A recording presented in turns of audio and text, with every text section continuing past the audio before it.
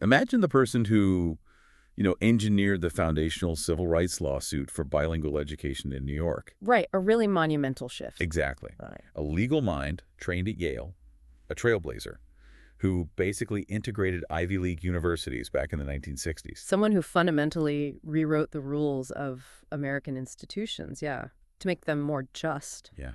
And now, imagine that exact same person writing a poem about a man driving a car, holding a funeral urn, straight into the pounding waves of the ocean. It's quite the contrast. It really is.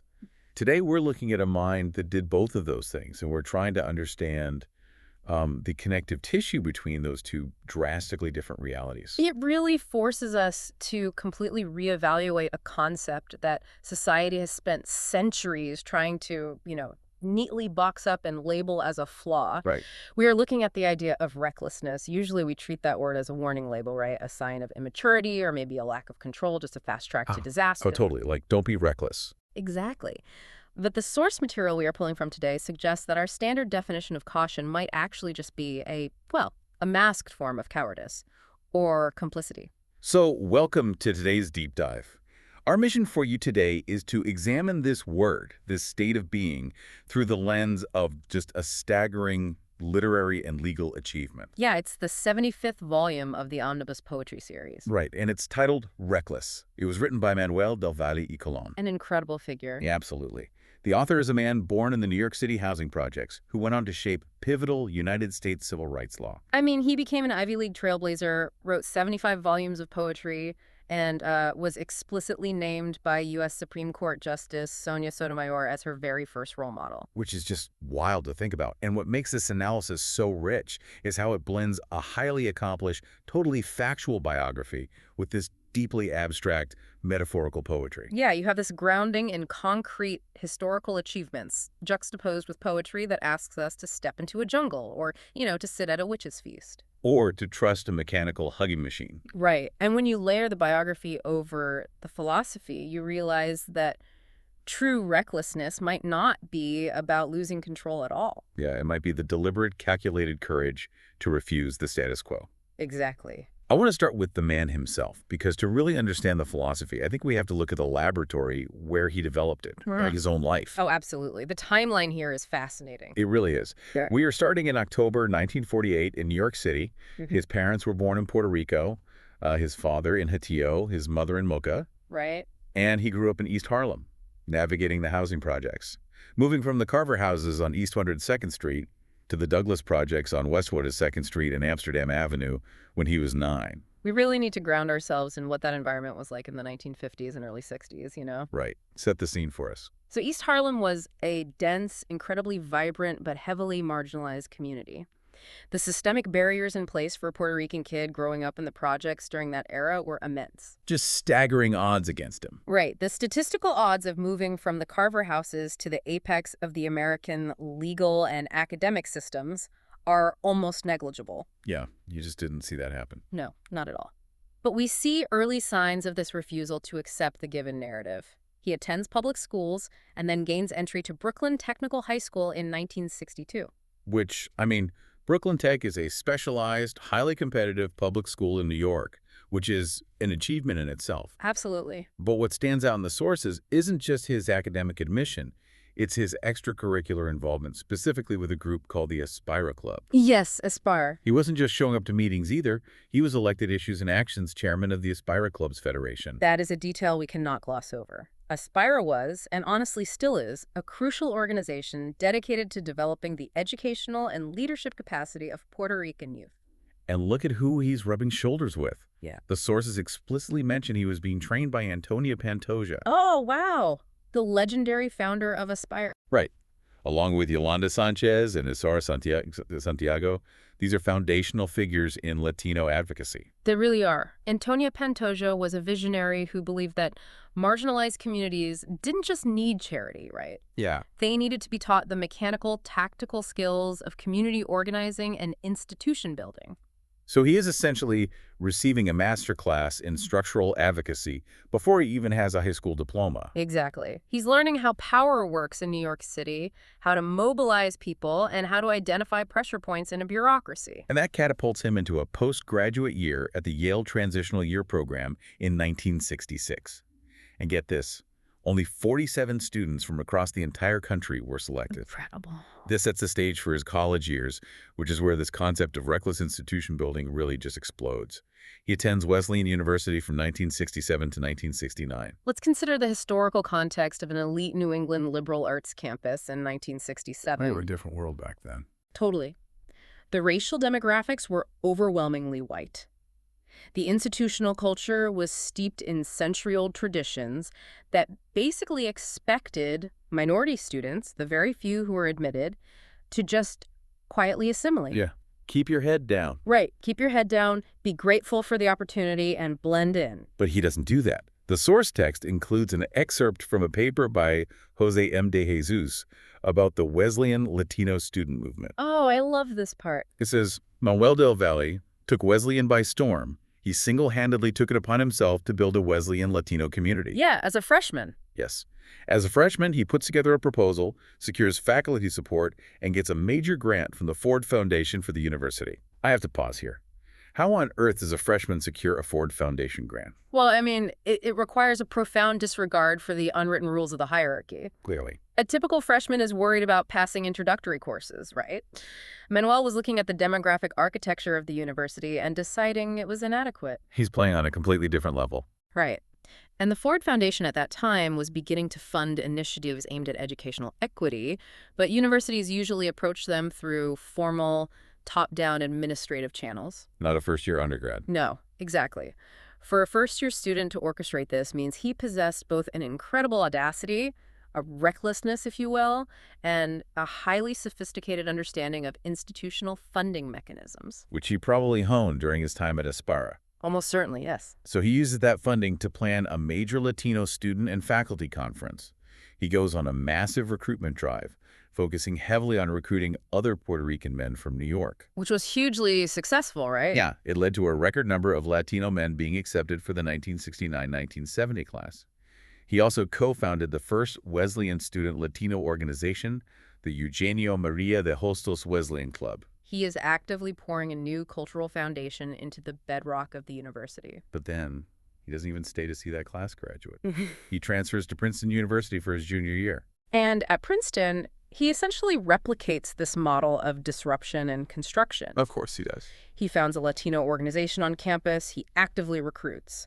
But the most striking accomplishment is that he gets university approval to institute one of the first seminars in the Ivy League on the history and politics of Puerto Rico. He taught a university seminar while he was an undergraduate. I mean, I'm trying to wrap my head around the level of friction that must have caused. No, it must have been immense. You have tenured professors who have spent decades climbing the academic ladder, and an undergraduate transfer student comes in and says, hey, your curriculum is missing an entire demographic history, and I'm going to teach it. That is aggressive. It is deeply aggressive, but it's structurally necessary. And it didn't stop at the seminar either. Right. He wrote a senior thesis on the history of Puerto Rican students in public education. A chapter of that thesis was actually drafted into a memorandum for Senator Jacob Javits. And this is where we see his academic work cross over into concrete legal impact. That memorandum was later used by the Puerto Rican Legal Defense and Education Fund to frame their complaint in a landmark civil rights case, Aspara v. Board of Education of the City of New York. Let's dive into the mechanics of that case for a minute, because it is monumental. When we say he laid the foundation for this lawsuit, what exactly was he arguing in that thesis that became so legally potent? Well, to litigate against a massive entity like the New York City Board of Education, you can't just argue that the system is unfair. Right, you need proof. Exactly. You have to prove, often through sociological data and historical context, that there is a systemic failure depriving a specific class of students of their right to an equal education. Which is a heavy burden of proof. Very heavy. In the early 1970s, establishing the legal framework for bilingual education was incredibly difficult. The argument often relied on Title VI of the Civil Rights Act, or the Equal Protection Clause. Okay, I see. So, Manuel's undergraduate research provided the empirical and historical scaffolding necessary for lawyers to demonstrate that Puerto Rican students were being systematically marginalized by English-only instruction. And the result of that lawsuit was a consent decree affording bilingual education to limited English-speaking children in New York. A huge victory. Yeah, and a consent decree is basically a legally binding settlement supervised by a federal judge, right? Meaning the Board of Education was legally forced to change its entire structural approach to language. Exactly. So his undergraduate homework literally forced a citywide institutional overhaul. That is the scale of his impact. From Princeton, he goes to Yale Law School on a John Hay Whitney Fellowship. Which is a big deal on its own. It is. This fellowship is significant because it was specifically designed to fund minority students in elite graduate programs, counteracting the very institutional barriers Manuel had been fighting. Right. And his classmates at Yale included future Supreme Court Justice Clarence Thomas and the prominent legal scholar Lonnie Greener. Yeah, but true to form, he didn't just study law. He taught undergraduate courses at Yale College on Puerto Rican history and co-founded the undergraduate Puerto Rican organization, Despierta Boricua. He's relentless. Later on, he prosecutes federal labor law violations and becomes the chief administrative law judge for the New York State Division of Human Rights. The first Puerto Rican to hold the position, by the way. Oh, yeah. And he prioritized the adjudication of racial harassment, sexual harassment, and AIDS cases during a time when those issues were highly, highly stigmatized. We have these amazing testimonials in the text about him. Dr. Daniel Ambarando credits his 6th grade teacher with teaching him to question everything. But he says Manuel, who is his professor at Fordham, taught him how to conceptualize those questions into actual action. And then there's Justice Sonia Sotomayor. In her memoir, My Beloved World, she wrote, "Manuel, you were my first role model, someone with a passion for fighting for change." To be the first role model for a Supreme Court justice really speaks volumes about the enduring nature of his influence. But, this raises the central philosophical tension of our discussion today. Right, because I am looking at a career that involves forcing Ivy League universities to change their curriculum, taking on massive legal cases, aggressively rewriting the rules of every institution he touches. Yeah. I have to ask, isn't there an inherent danger in forcing change so aggressively? Like, if you are constantly challenging the load-bearing walls of a society, aren't you risking bringing the whole building down? When does this kind of relentless advocacy blur into just plain recklessness? That is the exact tension Manuel del Valle Colón wrestled with, which leads directly into the philosophy of his 75th volume of poetry, Reckless. Okay, let's get into the poetry. He doesn't shy away from that accusation. In fact, he interrogates it. The book is dedicated to, quote, all who have engaged in behavior lacking proportion, foresight, or consideration for others. Which, on its face, sounds like a condemnation. It sounds like he's writing a warning manual for teenagers, honestly. Yeah, right, it does sound like that. But then the text pivots immediately. It poses a profound question. Does caution always serve justice? Is conformity truly safe? Oh, that's interesting. The foundational argument of the book is that we live in a world dominated by illusion. The true causes of our societal structures are often hidden, and oppression is deceptively masked by ignorance or by what we call tradition. So the system hides its own flaws. Exactly.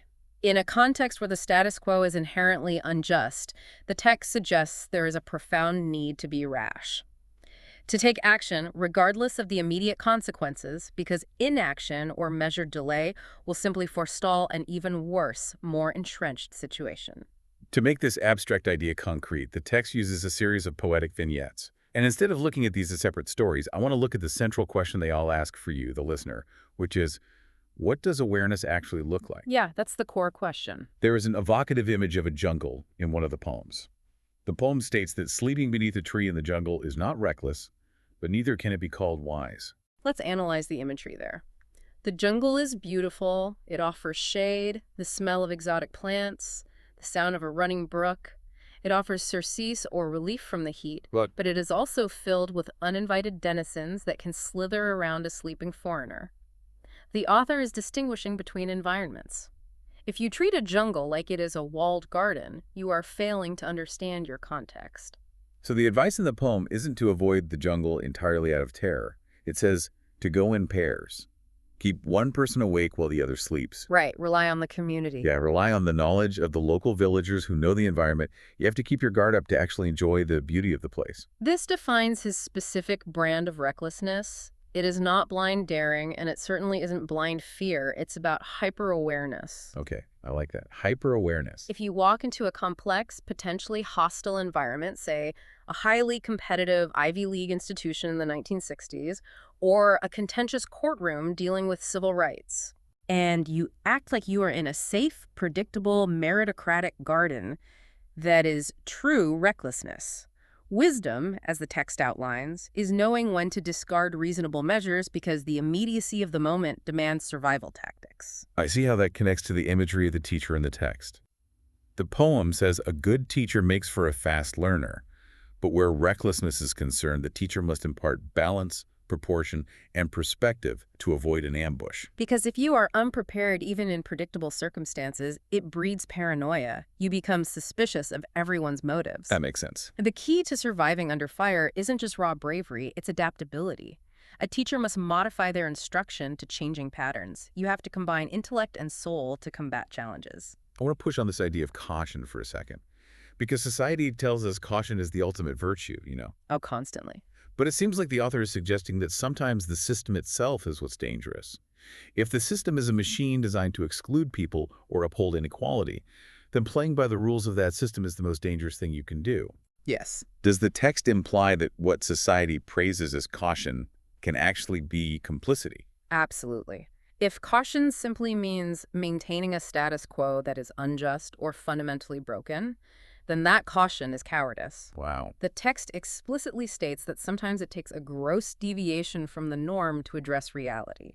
It might require displacing the old with the new, even if the new is untested and volatile. Which is terrifying for people comfortable in the status quo. Exactly. That requires significantly more courage than a measured response. To the comfortable people who benefit from the status quo, this disruption looks reckless. But to the oppressed, it is the only viable action for survival. Which brings us to a fascinating application of this philosophy. We've talked about structural recklessness, taking on universities and the legal system. Yeah. But what happens when we apply this to the human ego? How does society label us when we refuse to conform on a deeply personal level? The sources explore the danger of conformity versus the recklessness of authenticity, starting with a portrait of a man described as a people-pleaser. The author uses a rapid-fire, contradictory list of adjectives to describe this man's approach to life. It's really striking. What are they? He describes him as priceless, helpless, flawless, reckless, selfless, careless, endless, useless, harmless. I was so struck by the dissonance of those words when I read that. How can someone be flawless and useless at the exact same time? It's a critique of external validation. He is flawless to others because he never causes friction. Okay. He accommodates every request, never complains, never asserts his own needs. But he is useless to himself. He is selfless, but ultimately careless with his own identity. That's a powerful way to frame it. The poem describes him as someone who failed to enforce boundaries or maintain his own self-respect. He measured his entire worth against pleasing others, fitting in, and not making waves. And the psychological toll of that is devastating. The text says he tamed his passions, turning the act of being polite into his only goal. But every day he did this, he felt less like himself, lost in a whirlpool of his own suppressed emotions. It's just a severe cognitive dissonance. Exactly. He is surviving, but he's spiritually suffocating. And then comes the turning point. What happens? He resolves to stop.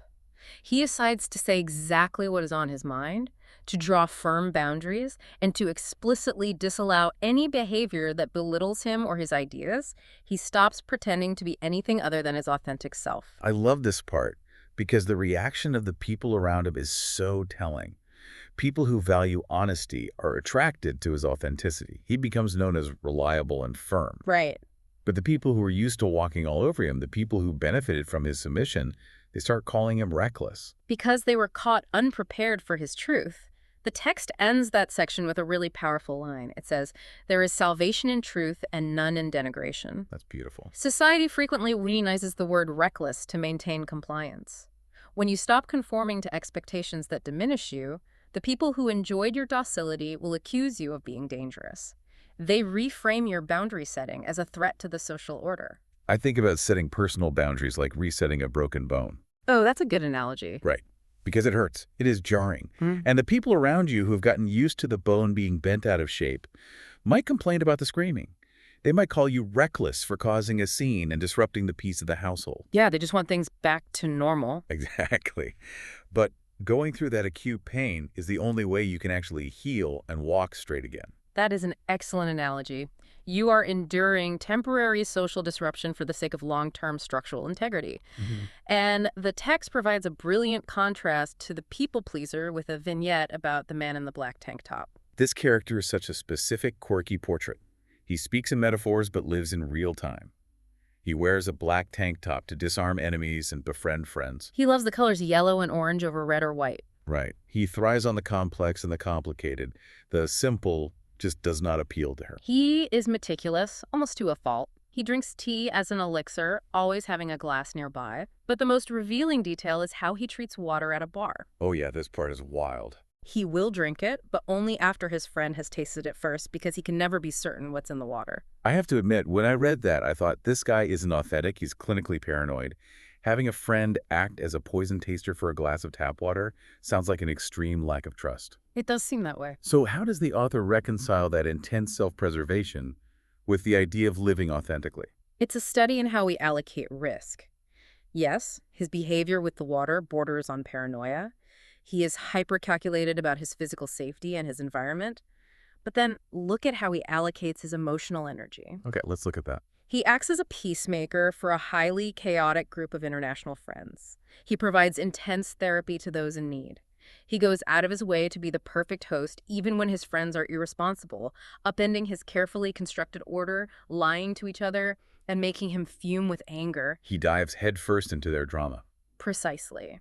He is cautious with his physical body, but he's beautifully, exhaustingly reckless with his emotional availability. I see the contrast now. He commits to the messy, complicated, frustrating reality of human connection. He tries to bring conciliation to a world of hostility. The text notes he thrives on purpose and impact, strengthening the lives of others, all while learning to drive a used stick-shift vehicle and lecturing on ancient pearl curtains. The contrast is what makes it profound. The people pleaser was emotionally safe by avoiding conflict, but he was spiritually dead. Right. The man in the black tank top is emotionally reckless by diving into the volatile lives of his friends, but he is vibrantly alive. He has an undeniable, albeit eccentric, identity. And if we're talking about the cost of authenticity, we have to look at what happens when that authenticity intersects with love. Because human connection inherently requires vulnerability. It does. It forces you to drop your guard. Exactly. How far does that push us? The sources present a very intense look at recklessness in the pursuit of love, and specifically the extremes of grief and loss. The poetry here takes a much darker, heavier tone. It explores different facets of emotional recklessness, starting with the spiritual recklessness of a woman marrying for money. The scenario outlines a woman who agrees to marry a rich man she does not love, primarily to save her father from debt. Which sounds noble at first glance. But in doing so, she abandons a poor man who deeply loved her, who put her on a pedestal and made her feel like the center of the universe. The word reckless is hammered repeatedly in this section. It is reckless to give up your heart for a man who disgraces himself with betrayals. It is reckless to give up your friends to surround yourself with the thugs of a spoiled brat. Yeah. It is reckless to disregard the advice of pastors and teachers who warn that no amount of money is worth a meaningless marriage. Yeah. She gives up her entire authentic self to become a trophy wife, satisfying the financial desires of her parents. What the author is illustrating is a profound spiritual hazard. She isn't risking her physical safety or her social standing. In fact, she is securing those things. Right. But she is risking her soul. She is trading her internal reality for an external illusion. And the poem takes a mythological, almost tragic turn at the end. How does it end? It says that even the fates shed tears at this choice, and the gods, intolerant of such recklessness and unforgiving of her sacrifice, snatch her life away in an instant. Wow. She is left to ponder for eternity what it truly means to love. It's a brutal consequence for choosing security over authenticity, but it contrasts so sharply with the physical recklessness we see in the next poem, which centers on a funeral urn. This is one of the most striking images in the collection. A man is driving his car recklessly along a beach, holding a black box containing the urn of his beloved. Just a deeply tragic scene. He knows every detail of the box because he selected it himself. He had promised her that he would never leave her, that they would be united in this world and the next. But she passed away. And so, refusing to give up on his promise, He drives through the sand, aiming the car straight for the pounding waves. Within minutes, the car goes deep into the ocean, and he joins his beloved in eternity. It's heavy. I really struggle with this one. Is the author framing this as a romantic triumph of loyalty, or as a destructive failure to cope with grief? Analytically, within the framework the author has built, it is both. It is physically destructive, undeniably. It is the ultimate tragic act. But it stems from an unyielding, uncompromising loyalty to love. Okay, I see. If the woman who married for money was reckless by abandoning love for physical security, this man is reckless by abandoning his physical security for love. He honors a spiritual commitment above his biological instinct for survival. So, if grief drives someone to physical destruction like the man with the urn, what happens when someone tries to entirely outsource that grief to avoid the pain of human connection? Oh, this next one is fascinating. Yeah, that seems to be the question posed by the poem about the hug machine. This piece feels almost like speculative fiction, but it captures a very modern sense of alienation. Very sci-fi. We follow an architect who designs homes. He honors his late father's instruction to always bring elements of nature into every design. But despite this connection to the natural world in his work, his personal life is defined by profound isolation. So what does he do? He goes to a modern museum and finds a machine in a special room equipped with 2 horizontal bars. The imagery is just deeply unsettling to me. He stands in front of the wall, and 2 wooden arms with wooden hands reach out, wrap around his back, and give him a hug. He sets a timer for 3 to 5 minutes. And during that mechanical embrace, he feels welcomed, accepted, and loved. He is using a simple mobile device as a substitute for his deceased parents and brother. We have to ask why this is included in a volume dedicated to recklessness. Yeah, because his actions aren't physically dangerous. He isn't driving into the ocean or challenging university administration. Exactly. But he is engaging in emotional recklessness. How so? Isn't he just finding a safe way to cope with loneliness? It is the recklessness of extreme isolation.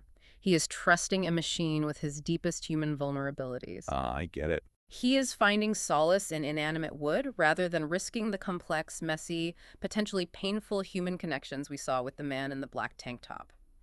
By outsourcing his need for affection to a machine that cannot reject him, but also cannot truly love him, he is recklessly abandoning his participation in the human experience. So I want to pose a question to you, the listener. Think about these 3 scenarios.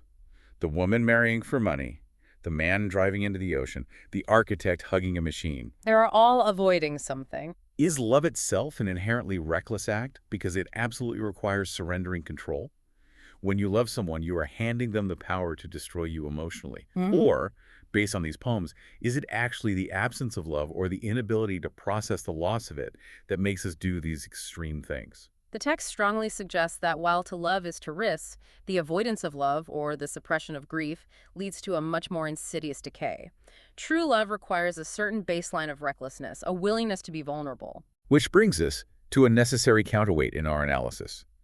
We cannot look at this source material and conclude that every impulsive act is a noble strike against the establishment or a profound expression of love. No, definitely not. To provide a balanced view, we have to address the times when recklessness is devoid of moral courage, when it is purely toxic, self-serving, and destructive. We enter the realm of the hubris of the ego, when recklessness is detached from community, detached from justice, and detached from genuine connection. It becomes pure arrogance. And the text provides 3 very clear warnings about this specific type of destructive behavior. Yes. The first warning is a scenario about a man trying to game the system of life. We can call it the 4 birthdays. This man decides there is no logical reason he shouldn't be able to celebrate 4 birthdays a year, 1 in every season. It is a manifestation of supreme entitlement. He selects the 4 luckiest months, February, May, August, and September, and pairs them with the luckiest numbers. 8, 9, 6, and 2. Very calculated. Very. He believes that by celebrating on these specific, highly curated dates, he will guarantee himself wealth, prosperity, long-lasting love, business success, and perfect balance. He believes he can algorithmically outsmart misfortune. And for a while, it seems to work. He is successful and prosperous. But the universe, personified as the gods in the text, doesn't view this as cleverness. They see it as conceit and greed. Right. So they deprive him of love, and then, on February 8th, his first chosen lucky day, they take his life. They teach him the ultimate lesson in humility. It operates structurally like a classic fable. The mechanical flaw here is the belief that you can manipulate the universe purely to serve your own ego without facing spiritual consequences. He thought he was completely exempt. He thought he was exempt from the natural order. This theme of toxic exemption continues in the vignette about the adrenaline junkie. This one feels incredibly relevant to our modern culture of constant stimulation. It describes a person living a habituating lifestyle of excess, long nights, frequented nightclubs, engaging in activities specifically engineered to spike dopamine. Roller coasters, ski jets, flirting with death-defying feats. But the psychological mechanism the author highlights isn't just thrill-seeking. It's the arrogance behind it, right? Yes, exactly. This person manifests a deep contempt for limits and a contempt for what they perceive as weakness in others. They believe their individual experience of pleasure is the only metric of value and that there is no cost to their individuality. The text is explicit that this is a death trap. It says that feeding the ego is treated as the most creative act, while the community is entirely forgotten and the humanity of others is ignored. And the end result of this endless dopamine chase? It's pretty bleak. Despite the wealth, despite the thrilling feats, this person is condemned to live surrounded only by sycophants, and they die alone amidst the empty insignia of success. It is the hollowness of pure sensation without connection. It's recklessness turned inward, consuming the self. And this culminates in the most surreal, allegorical vignette of the collection, the witch's feast. The imagery here is incredibly vivid. 4 naked souls washed with a witch's black soap. They put on ceremonial garb, colored blue, green, red, and gold. They attend a feast with goblins wearing emerald necklaces. There are musicians playing a bamboo flute, a Spanish guitar, and a harpsichord. It is an environment meticulously designed to be wondrous, to overwhelm the senses and allay all fears. They are served a succulent pig and drink a brew of ancient wines. The stated goal of the night is to purge away ancient ills and pave the way for peace. But it is entirely an illusion. Yeah. They drink to hallucinate their fears away. They aren't confronting their problems. They are chemically and magically escaping them. And the consequence is absolute. Their souls are imprisoned in that moment forever, never to be seen again. If we synthesize these 3 poems, The 4 Birthdays, The Adrenaline Junkie, and The Witch's Feast, we see a clear definition of destructive recklessness. We definitely do.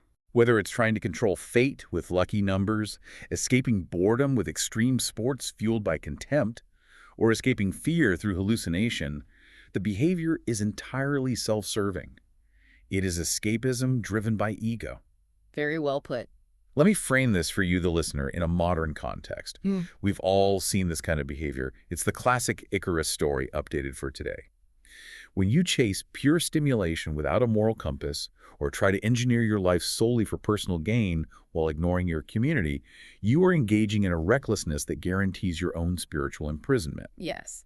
The universe, according to Manuel del Valle y Colón's philosophy, consistently punishes arrogance that separates the individual from collective humanity. Having established the boundaries of toxic recklessness and the tragic consequences of emotional isolation, we can bring this journey full circle. We can look at how recklessness, when wielded with purpose, acts as the ultimate catalyst. Like a positive force. Exactly. How it allows us to transcend our traumatic circumstances and bring genuine progress to the world. We return to the idea of recklessness as an engine of evolution. And the text offers incredibly moving portraits of this, starting with a poem about a barefoot runner. The focus here is on a Japanese high schooler. Every morning at 6 a.m., he runs on the beach. But he doesn't have track shoes, so he runs barefoot. Ouch. He mimics the form of the Kenyan runners he admires, keeping his arms up to maximize his speed and endurance. The physical exertion is immense, but the true motivation is revealed deeper in the text. He is driven by the memory of his brother. His brother was a marathoner who aimed for the Olympics, but who fell into a deep depression and tragically took his own life by jumping off a school building. The psychological mechanism at play here is breathtaking. It really is. The boy believes that every day he trains, the crashing waves and the wind at his back are the breath of his brother urging him on. He is recklessly subjecting his bare feet to the abrasive earth and sand, pushing his body to the absolute limits of pain. But he isn't doing it out of ego, like the adrenaline junkie. No, not at all. He is doing it out of profound love, fulfilling a desperate need to heal a family trauma. He is keeping his brother's dream alive through his own physical momentum. He is transforming grief into forward motion. we see a different, more structural kind of forward momentum in the vignette about the soldier. Right. And I want to note for you, our listeners, as we dive into this one, that the text uses a historical narrative here to demonstrate a philosophical concept about justice. We are exploring the author's point impartially here without taking a specific political stance. Of course. The poem describes a boy growing up in severe poverty. The systemic injustice is immediate and personal. Loan sharks destroy his mother's goods and he gets his arm slashed with a knife while trying to defend her. Off. Driven out by this reckless violence from local louts, they move to the capital city. There, he excels in school, joins the army, and rises through the ranks to become an officer. He seemingly puts his worries of low status behind him. He achieves the safety that society tells us to strive for. But then, a revolution arrives. The profound disconnect between the impoverished people and the spendthrift, oppressive nobility reaches a boiling point. The soldier is presented with a monumental choice. He can rely on the caution of conformity, keeping the peace for the oppressive royalty to maintain his own newfound status. Oh. Or he can join the middle-class rebels who have never had a chance to govern. He chooses the latter. He joins the popular government, displacing the royalty, honoring his internal vow to take action against those who abuse their authority. The text frames this as a deeply reckless but entirely necessary act to govern a poverty-stricken nation. He steps into the unknown for the sake of justice. It's that courage under conditions of incomplete knowledge we discussed earlier. He risks his life and his status because the status quo is fundamentally unacceptable. Yes. And speaking of stepping into the unknown, we have to talk about the final demographic the author focuses on, which is students. The beautiful, chaotic, necessary recklessness of youth. The text paints a picture of college life that is universally recognizable, but frames it as a crucial developmental crucible. It describes midnight door-knocking, roaming the campus as nomads in search of adventure. The fatigue of too many hours reading and writing, ordering pizza late at night, engaging in light banter that suddenly turns into heavy, intense philosophical debate. Running into choral groups, entrepreneurial wannabes, religious militants. It's the sheer density of ideas colliding. There is a specific kind of intellectual recklessness here. It is the state of not knowing quite what you are doing or why, but being fully, breathlessly immersed in the discovery. Right.